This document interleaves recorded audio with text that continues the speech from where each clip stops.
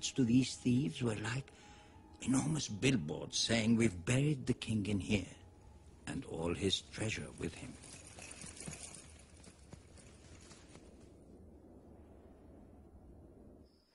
At any rate, a new plan had to be devised. That's why 500 years after the last pyramids were built, a new era of kings decided that instead of building tombs which everyone could see, why not build tombs which no one could see?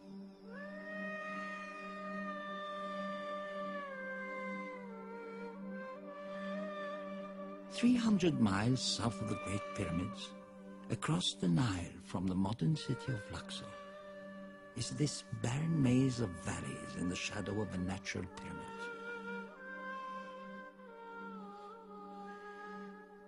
Here, no thief could find the royal tombs. Here the kings and queens of Egypt would remain immortal. Or so they thought.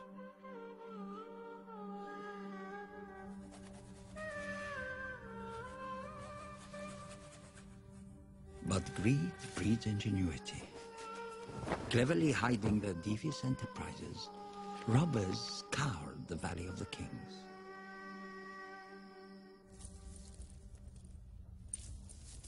Over time, each of the valley tombs was found, broken into, and completely plundered. Except for one. Except for the tomb of Tutankhamun. That, at least, is what Howard Carter believed. And if he was right, it would be the greatest archaeological discovery of modern times.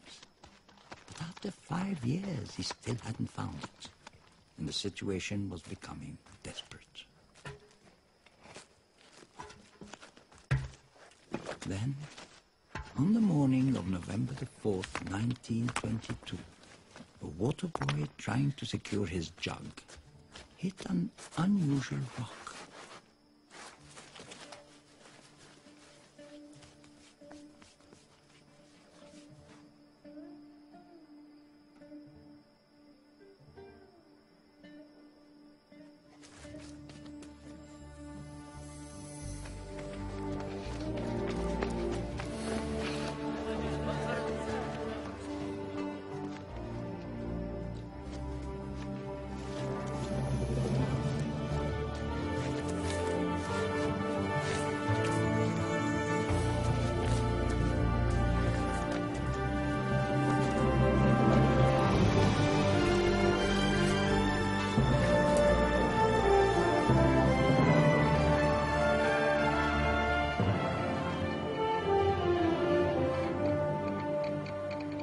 Sent a telegram to Lord Carnarvon in England to come quickly, and went to Cairo to meet his benefactor.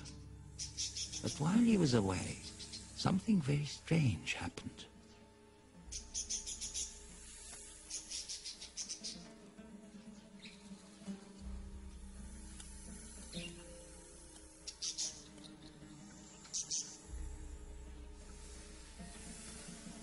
The golden bird that had brought him luck was killed by a cobra.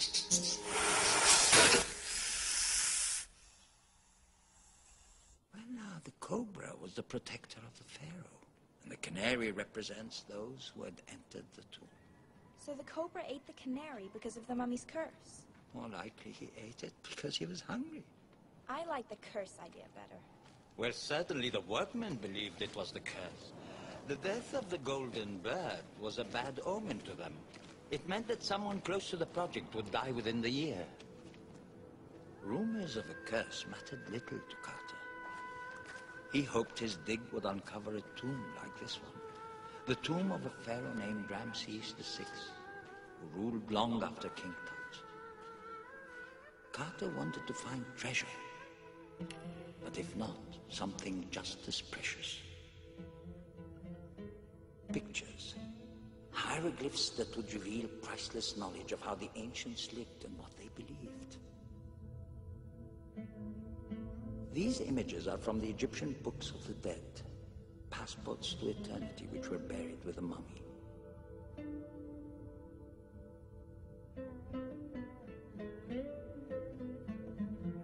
To help a dead king reach the afterlife, they supplied answers to questions he would be asked, spells to deflect dangers along the way.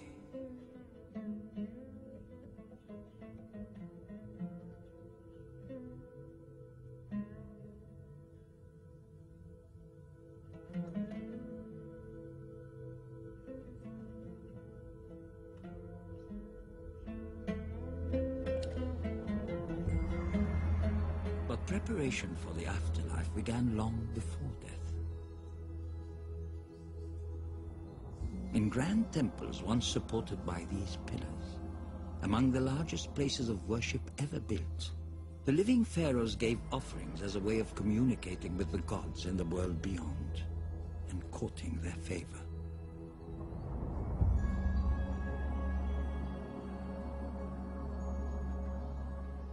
Both immense and colorful, temples like the great structure called Medinet Habu were the settings for magnificent rituals that proclaimed to all not only the pharaoh's power and wealth, but his devotion to the gods he would one day join on a journey through eternity.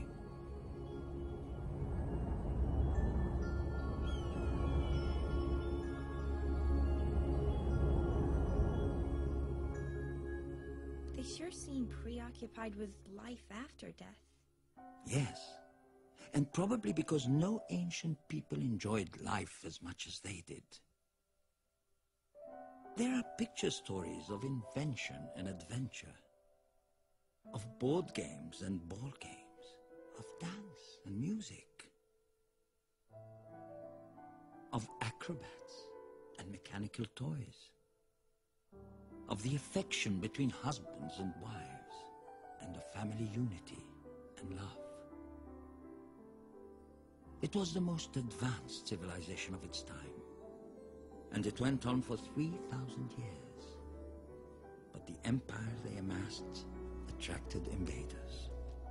Among the stories on temple walls are accounts of battles against outsiders who tried to conquer the kingdom of the pharaohs.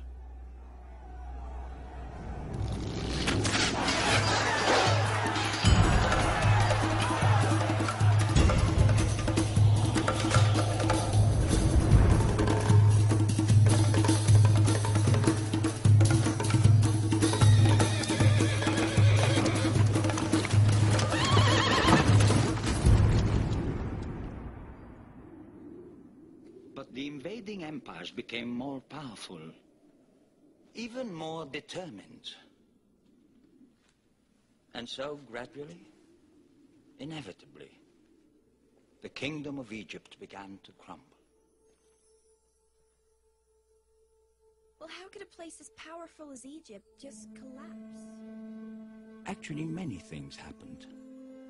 But mostly it was the weakening of the pharaoh's power through civil turmoil, making Egypt vulnerable to invaders.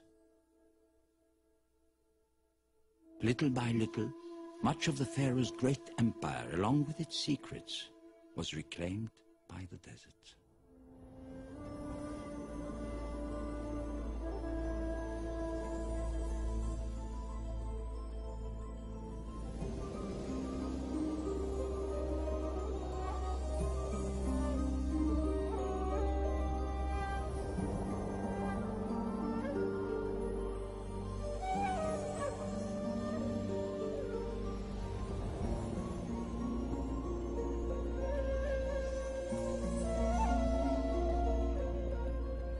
But even as the monuments of Egypt crumble, the stories are rediscovered by modern archaeologists deciphering the distant past.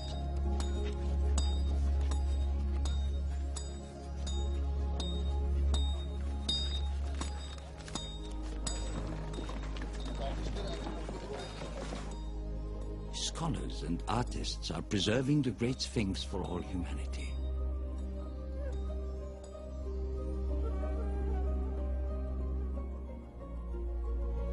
Research within the Giza pyramids has revealed the brilliance of ancient architects whose sophisticated designs prevented the collapse of these inner chambers and passageways.